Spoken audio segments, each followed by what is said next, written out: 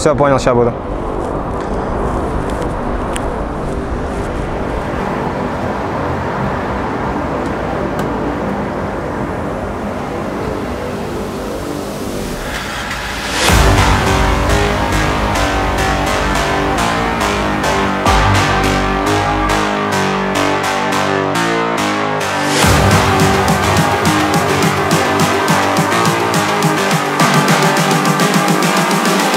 Calling to say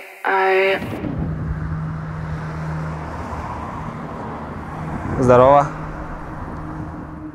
Старейшины вынесли новый приговор. На этот раз сценарист этого фильма. А шеф выступает исполнителем. Твоя задача найти и ликвидировать его. Неужели все так плохо? Старейшины не прощают оплошности. Ну, хорошо, понял. Кстати, как там шеф? Все такой же красивый? Меньше слов, больше дела, 15-й. Ты прекрасно понимаешь, зачем ты здесь. Твой предшественник не справился с задачей. Именно поэтому скоро выходит 5-я часть бизнеса по-казахски. Шеф требует максимального результата. Да все, понял я. Ну тогда давай, счастливо.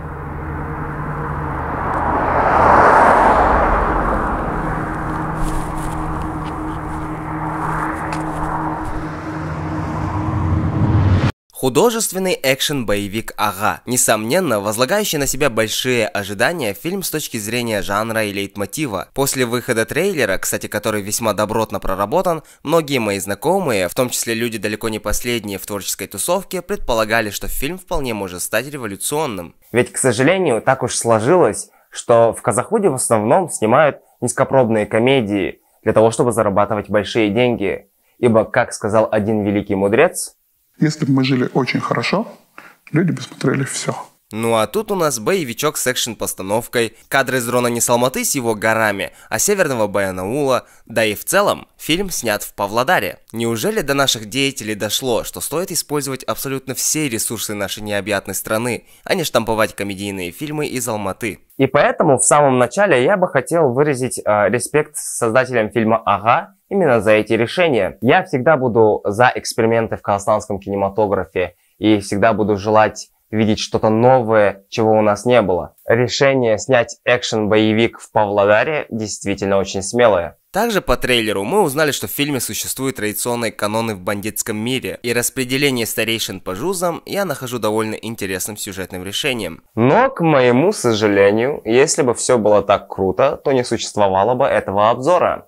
Этот фильм сравнивают с голливудским Джоном Уик, с главной ролью с Киану Ривзом, да? И это на все 100% оправдано, ведь имея идентичного главного героя, идентичных антагонистов, постановку света, декорации, реквизиты, невозможно не сравнивать эти два фильма. Да только, как оказалось, есть разница. Разница в сюжете.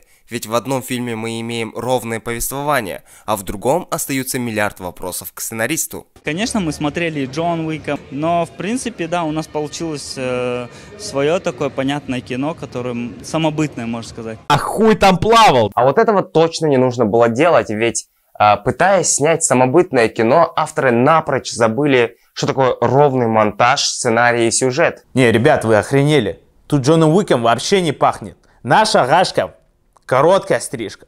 А Уик этот, бля, волосатый как пидор, бля. Но давайте обо всем по порядку. Фильм начинается с прекрасных видов Баянаула с дрона, а на фоне звучит разговор одного из героев с нашим Агашкой о приглашении на худалок. Ну а после мы видим первые прелести монтажа этого кино.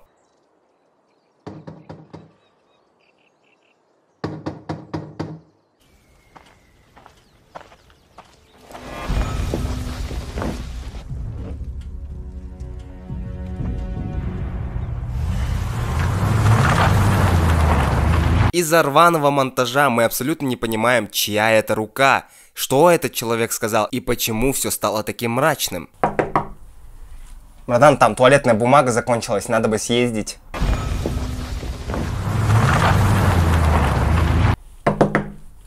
Братан, Аким города едет, надо срочно асфальт стелить.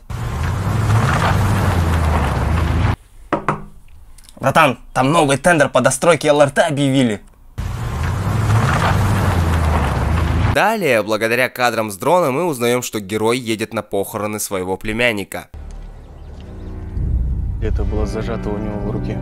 Оказалось, что племянника Агашки Дастана убивает манерный сын одного из бандюков Сакен, про которого самый ленивый не говорил о том, что образом он сильно напоминает Пейгана Мина, диктатора из игры Far Cry. К слову, вот этот чувак Дастан, но вы, вероятно, из-за убогого монтажа, который никак не подсказывает вам, что все эти сцены являются флешбеком, сразу не поймете сути. Так вот, у Дастана намечается свадьба, а Пейганов Сакен Минович из-за неразделенной любви зверски убивает бедолагу. Так какие могут быть вопросы к монтажу? Это же экшн-фильм. Тут главная динамика. Это даже правильно, что вас укачивает по сценам.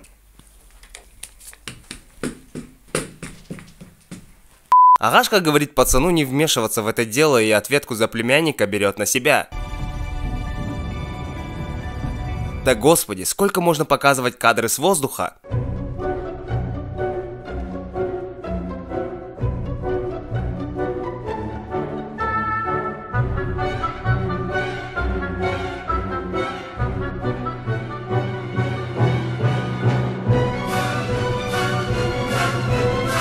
Агашка приезжает к невестке Дастана, ну а после нас снова бездарно выкидывают флешбэк, где Пейганов оставляет мертвое тело у дома невесты.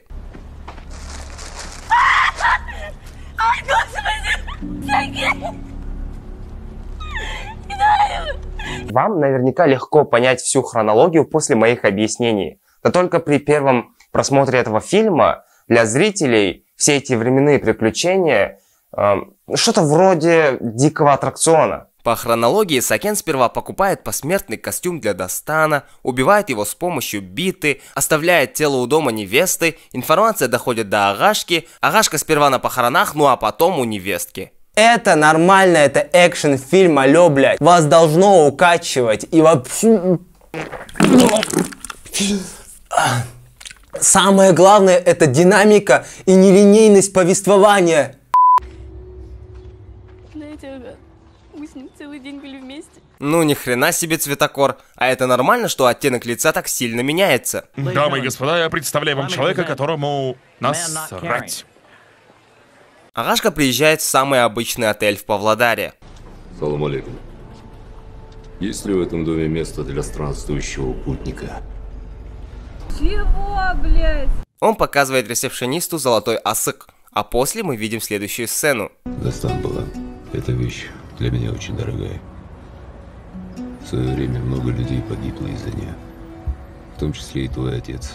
Что за асык? Почему он особенный? Почему в отеле Агашку узнали только после того, как он показал этот асык? Нам объяснять, конечно же, никто не будет. Но давайте же посмотрим главный референс. В Джон Уик существует отель Континенталь, и в отличие от нашего отеля, там есть своя небольшая сценарная арка. Например, отель создан для обслуживания киллеров и имеет главное правило, что на его территории никто из них не занимается убийствами. А золотая монета, аналогичная нашему асык, нужна для оплаты услуг отеля. И в отличие от нашего Агашки, Джона в этом отеле знают практически все, что посетители, что сотрудники Континенталя. Если там гостиница Иртыш, там, то у меня она по-другому называется, и я ее по-другому позиционирую примерно в нашем фильме. И каждой локации я придумал свою легенду. Как бы господин Серкибаев не говорил, что он работал над историей локаций, в фильме мы этого все равно не видим. Авторы сколько угодно могут говорить, что у них своя собственная история. Но тогда зачем вы сделали отель, куда приезжает главный герой? Зачем вам криминальный атрибут, который дает определенные привилегии? Авторы просто копируют арки, при этом не прорабатывая детали. Ответьте, пожалуйста, на вопрос, какую историю имеет отель и асык в вашем фильме? Один из сотрудников отеля рассказывает Агашке информацию, где будут убийцы его племянника. Ну а после нам показывают одного из главных антагонистов отца Пейгана. Его зовут Сансис Бай. И судя по довольно клишированной сцене, где главного злодея нужно показать страшным злом, его кинул некий иностранец. Я начинаю думать, кто вообще зря посвятил тебе свои планы. Сансис Бай, ты же знаешь, я на раз, два, три решу эту проблему. Конечно, решишь. Ты же его привел ко мне, если не хочешь оказаться на его месте. Что за проблемы? Как Сансызбая кинули? На эти вопросы ответы мы не получаем. Посему сцена на зрителя не работает должным образом. Мы лишь видим тупое Казнилова. Правда, именно в этой сцене я хочу подчеркнуть момент, который мне действительно понравился. Булат Абдельманов один из немногих актеров этого фильма, который действительно справился со своей задачей. Да и в целом, казнь, совершенная с казахской характерностью, смотрится весьма эффектно. Тут тебе и лошадиная мощь, и степь. Вот как правильно должна работать адаптация под местного зрителя. Непонятно только одно, за что все-таки убили британца или американца. Хотя, по сути, плевать, нам это даже не рассказывают. Слышал, что опять мой сын натворил? Разберись, чтоб там не узнали. Там это где? Старейшины трех жузов? Ну хрен знает, учитывая, что сотрудник отеля уже знает, кого ищет Агашка и легко дает ему информацию о их местонахождении. Что будете заказывать? Вам сорпой или без?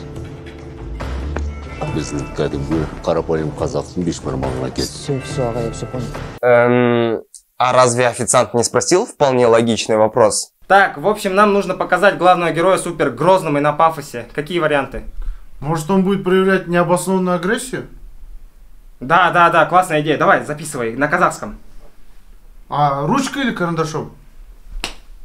Біздің кәдімгі қазақтың қарапайым сөзімен. В ресторан залетают пацаны из пейгановской тусовки, и увидев это, Агашка начинает свою операцию. Кто из вас ханат? Ну я и чё? После двух убитых в ресторане Агашка гонится за третьим пацаном. И, как это обычно подобает всем киллерам, он прицепляет бандюка к тачке с госномерами, катается с трупом на глазах других жителей и оставляет машину у офиса главного злодея. Ну это все по-нашему, по-киллерски. Любой художник хочет, чтобы его работу заценили.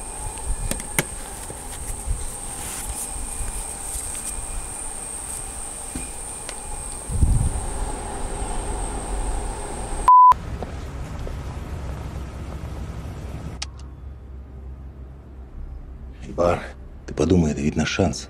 Такого момента больше не будет. Ну да. Мужики, как фотографию трупа, смотрят кадры из самого фильма. Гениально. Помощник Сансызбая с каким-то мужиком, хер знает кто, но, видимо, он тоже в числе жузовцев, обсуждает возвращение Агашки. Мужики решают собрать совет трех жузов, чтобы урегулировать кипиш. Ну а после происходит самый бредовый момент всего фильма. Убийство, которое так пафосно совершил Агашка, утекает в сеть. И обычные люди смотрят видео из камер наблюдения ресторана, что, конечно же, полностью убивает Агашку как киллера в глазах зрителей. Хули нам, киллерам? Йоу, ребят, это мой третий труп за сегодняшний день. Сегодня я в ударе, оставайтесь вместе со мной. Но там, где резонансные убийства, там и полиция. Знакомьтесь, это офицер полиции. Короче, имя не говорят, в общем, он коп. Но он не обычный коп. Это коп-стендапер. Извините, у нас не курят, это вип-зона. Еще скажите, что никого не убивают. Пусть криминалисты сразу дело пришлют. Я пока в управлении. Кешке мәке барлығын сізге.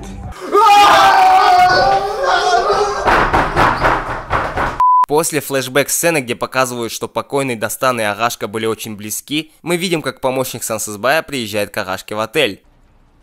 Совет трех жузов собирает нас сегодня. По поводу того, что случилось вчера. Опа, а вот и косячок. Если в Джон Уик в криминальном мире существует отель Континенталь, то в Агашке в криминальном мире существует отель Иртыш. И каждой локации я придумал свою легенду. На, серьезно, ты не верил. Ребят постреляли в ресторане. Давно такого не было в моем городе. Да блять, ролики с убийством этих ребят уже гуляют в сети. И люди уже увидели, что это сделал Агашка. О чем ты, блин, говоришь?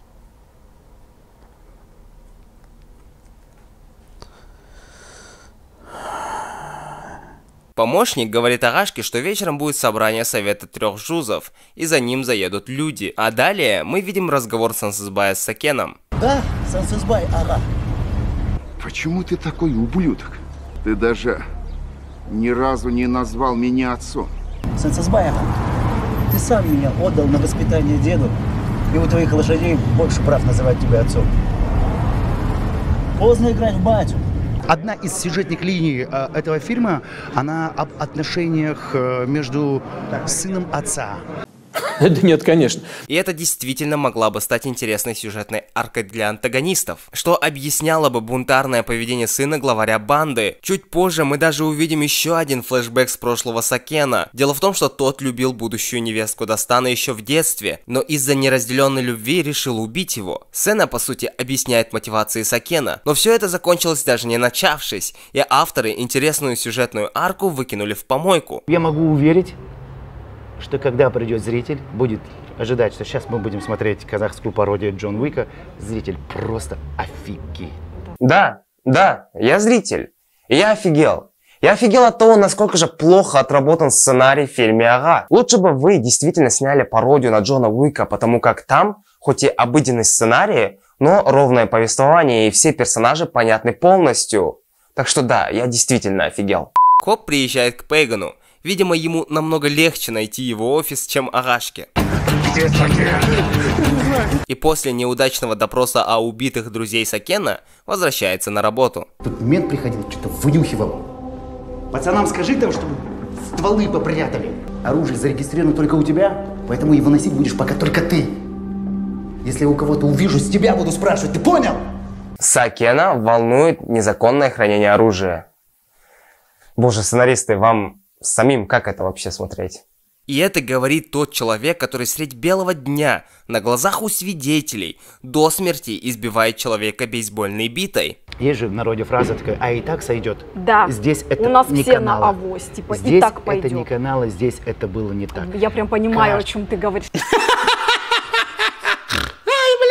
Да. Еще одно сюжетное решение, которое я нахожу довольно интересным, связано со старейшинами трех жузов. Хоть и эти люди являются главными людьми криминального мира, но живут обычной жизнью. Кто-то тренер в спортшколе, кто-то профессор учебного заведения. Увидев эту сцену, веришь скрытной деятельности Совета трех жузов. Но вот в чем беда. Пару сцен назад мы видели, как убийство в ресторане бездарно слили в сеть. И под словом «бездарно» я имею в виду решение сценаристов. Ведь все тот же Джон Уик нанимал уборщиков, чтобы очистить свой дом от трупов после жестокой бойни. Что Джон Уик, что Континенталь и другие киллеры всегда оставались скрытными. Ну а наши сценаристы допустили огромное противоречие и дыру внутри сюжета. Ну правильно, зачем кого-то убивать, если в итоге этого никто не увидит?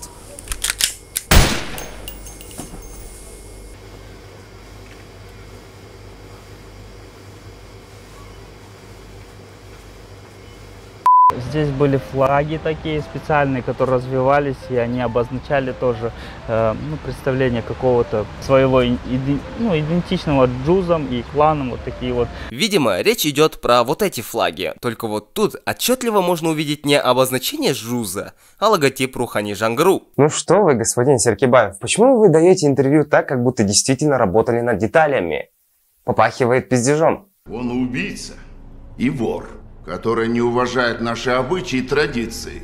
Как мы можем сказать, что он один из нас, когда он, зная наши договоренности, нарушает их? Сын Сансызбая и его шакалы убили последнего из нашего рода. По законам жузов, род, который скрывает убийцу и тех, кто ему помогал, должен быть казнен. Исполнение приговора беру на себя. Через 3 суток мы примем решение по этому вопросу. Никто из других ру не должен развязывать войну. А хули принимать-то, если по вашему закону Сакен уже признается виновным? Ведь именно он развязал войну, убив племянника Агашки.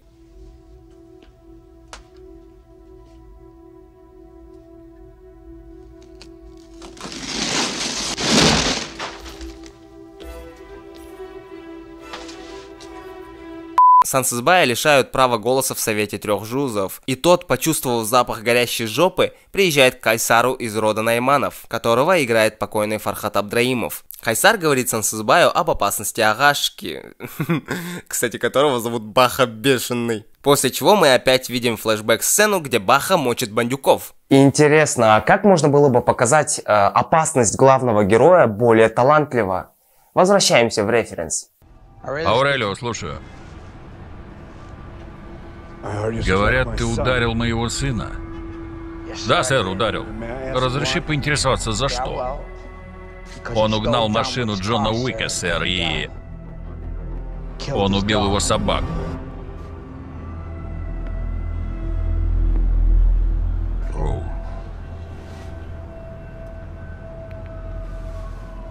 Сансызбай принимает решение нанять киллера, чтобы тот убрал Баху Бешеного. Ну а Баха хочет попасть в офис своего напарника Беки Железного, при этом вычеркивая имена из шайки Сакена Пейгана. Но эта сцена не работает. Во-первых, мы абсолютно не знаем, что это за имена, потому как никого из этих людей не видели, а если и видели, то фильм не акцентируется на этих персонажах, соответственно, имена абсолютно безликие. Да вы у меня спросите 15 человек из черного списка в Most Wanted, я вам всех хоть сейчас назову, но я в душе не ебу, кто такой Айбол, Баур, Нурик и Каха. Во-вторых, вроде как только Сакен убил Дастана. Почему Агашка так хочет убить всех, что аж список завел? Потому что...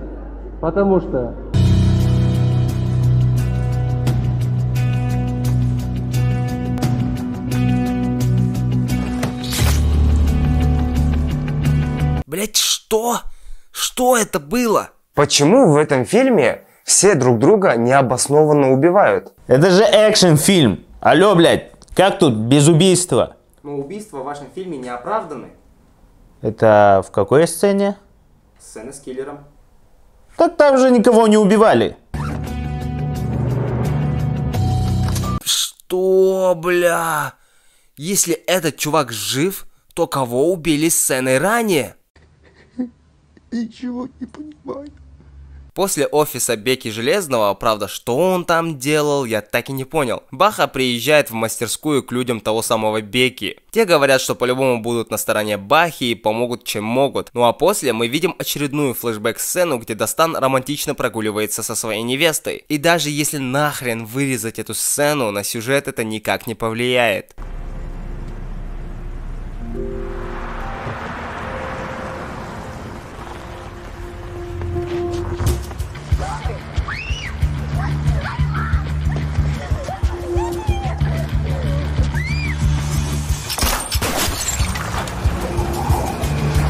Итак, поясняю. Это машина Агашки, а это невеста Дастана. Ее украли. Но мы с вами не видели лица Агашки, поэтому должны поверить в то, что именно он был убит. Подыграйте. О, главного героя убили. У нас самобытное кино, не как в Джон Уик. Алло, шеф, Бешеного убили. Заказчик спалился по телефону. Высылаю ориентировку. Спалился по телефону? А это как?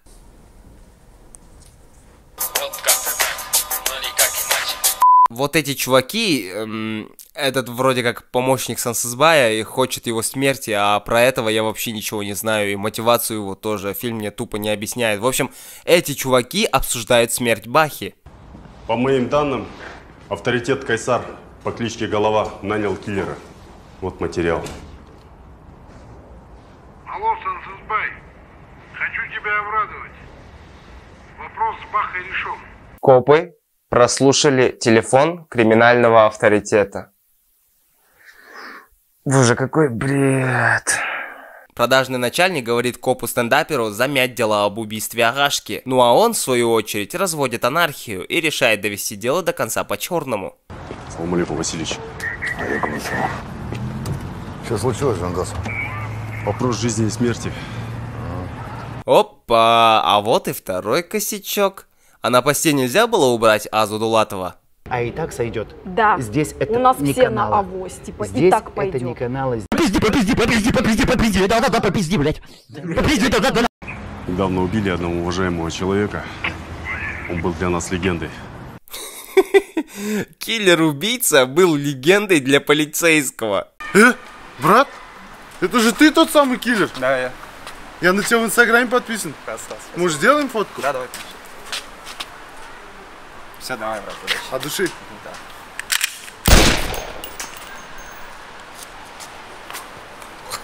Фанаты. Коп-стендапер просит своего товарища выйти на след киллера, который убил Баху Бешеного. Ну а Пейган в это время велит своим людям закатить тусу в честь его женитьбы. Если вы помните, то он украл невестку Дастана. Алло, Сикош, слышишь меня? Да, я слушаю. Кто? Звонил? Сегодня у Сакина намечается свадьба. Мне надо попасть туда. Люди Агашки через подставного человека решают испортить Пейгану свадебную тусовку.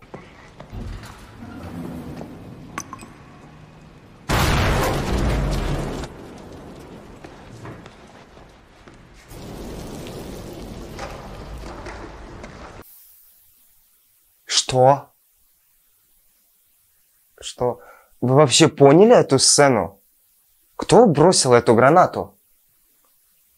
Может, я не понимаю, может, это я дурак? Может, вы мне напишите в комментарии, типа, что произошло в этой сцене? Ведь далее оказывается, что киллер абсолютно один. Он в соло перебивает весь спецназ, а после вступает в рукопашку с копом и с его дружбаном.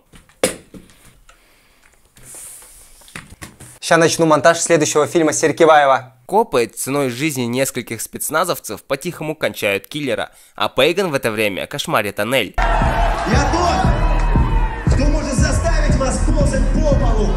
Не верите? Когда я говорю нагибаться, вы нагибаетесь, потому что жизнь вас нагибает. Кутенек, пригибаться, блядь? После сомнительного стендапа происходит то, что является поистине удивительным. Надо вещи забрать в гостинице. Сөз емес, братан. Шешеміз. Ерланды жіберейік, братан, онда. Ол таза жігіт. Егер онда менттар болса, жарты сағаттан кейін шығарып аламыз. О, да не, я угораю, я нахрен не удивлен. Человек Агашки, который подпольно прорвался в эту тусовку, открывает дверь Бахе, чтобы тот начал лютый замес.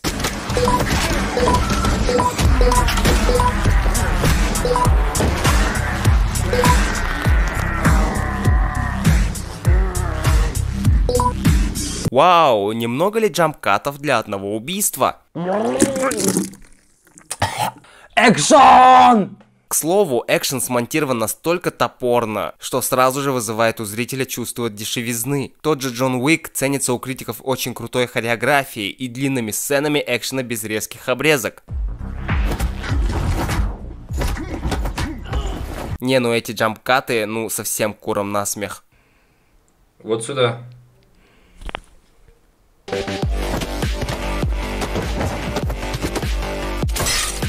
Ой, а сейчас моя очередь. Ой, нет. Боже, что, и это ваша хваленная постановка? Очень круто отсняты трюки, вот эти вот экшен-моменты, драки. Это очень круто. Вот прям уровень голливудского блокбастера. Абсолютно. К слову, авторы утверждают, что фильм «Ага» снимали в течение 5 лет, и большое количество этого времени ушло именно на постановку боевых сцен. Но когда в самом фильме мы видим, как каскадеры ждут своей очереди, чтобы получить по башке, назревает мнение, что авторы просто маялись дурью. Братан, ты, да, последний? Да. Давай после тебя останусь, да? Хорошо. Так, кто там последний пизды получить? Я. Да, подходи.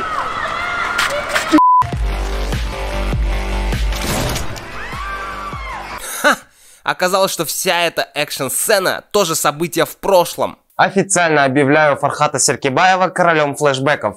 Боже, как же в этом фильме много сценарных ошибок. Получается, что киллер в упор не увидел, что в машине Бахи сидит не он, и случайно убил другого человека. А коп-стендапер, который ослушался своего начальника, убил киллера. Опять-таки, повторюсь, ценой 6 солдат спецназа, который, получается, и не убивал Баху. И на этом моменте сюжетная линия, что копа, что киллера, заканчивается. Ну нахрена она нужна в этом фильме? Да убери из этого фильма всех этих персонажей, ничего не изменится. Потому что эти арки никак не двигаются сюжет. Второе, это похищение Анель, потому как Баха все равно бы поехал в этот клуб за смертью Пейгана. И как же, блять, этот ебаный список, где написаны имена друзей Пейгана? Ну, конечно же, все это слито в помойку. Похоже, сценарий для этого фильма писали вот эти ребята. Сценарий? Сценарий, актер говно. В клуб прикатывает Сансызбай, а Агашка мочит ждунов, которые ждут своей очереди, чтобы получить по башке.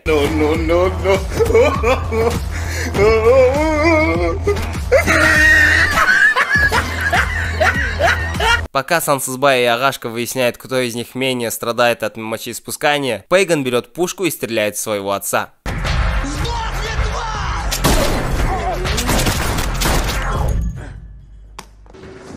Баха, пусть моя кровь станет выкупом.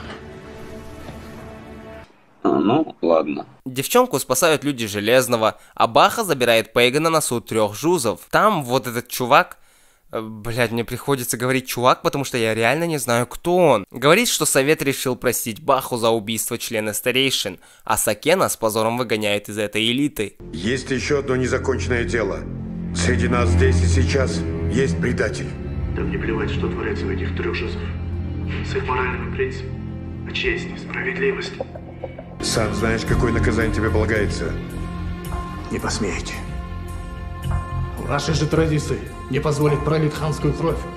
Твоя кровь не прольется. Закатать ее в ковер. Выясняется, что этот чувак хотел кинуть своих же. Но зачем хотел, что его мотивировало, как о его делишках узнали, все умалкивается до конца фильма. Посему его сюжетная линия нахрен никому не сдалась. Она никак не соприкасается с главной историей фильма. Пейгана ловит полиция, помощника Сансызбая убивают, а Агашка после буйной тусовки в клубе приезжает в мечеть. Видимо, исповедаться. Фильм «Ага» очень часто сравнивают с Джон Уик, но, к сожалению, я сейчас скажу не в хорошем смысле. Фильм «Ага» далеко не Джон Уик. Картина Чада Стахелски всеми любима во многом из-за эстетичной хореографии в боевых сценах. Но даже этот фильм имеет довольно обычный сюжет. Куда интереснее было бы посмотреть, если бы Баха был покорным наемником и псом, который выполняет все поручения Совета 3 жузов и, получив приказ убить Сакена, встретился бы с его отцом, который не уделил достаточно времени воспитанию сына и пытается искупить свою вину. Но вы выбрали главным мотивом месть, как и в Джон Уик, только вместо собачки у вас племянник, а вместо ровного и понятного повествования у вас коп, невеста и член из 3 жузов, которые нафиг не сдались со своими арками в этом фильме. Главный герой также непонятен. Я действительно считаю Мурата Бесембина очень крутым актером, и он мог бы иметь ровно такой статус в Казахвуде, как Сталлоне, например. Но его герой скучный и неинтересный. А эксцентричное поведение Сакена а-ля Джокер тоже не к месту. Я и многие мои знакомые действительно ожидали от фильма чего-то большего, но, к сожалению, получилось как всегда.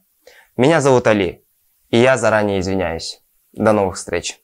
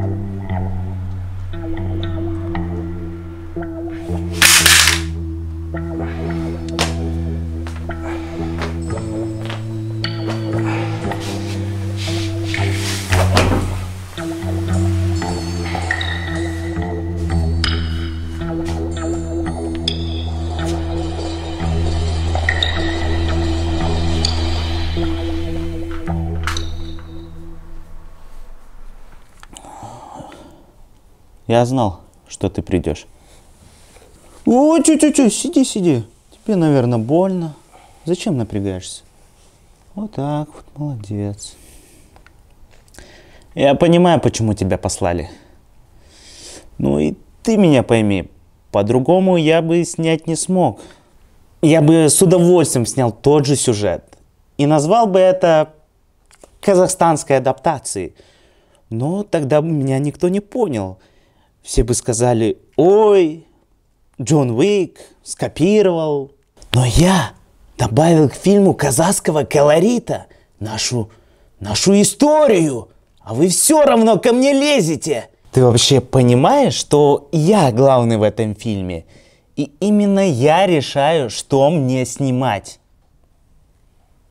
Скажи привет. Нет. Нет. Перестань. Перестань это делать. Перестань.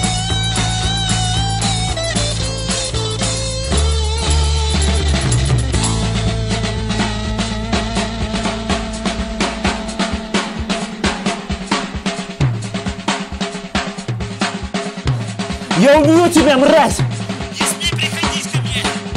Сунешься, я тебя пристрелю!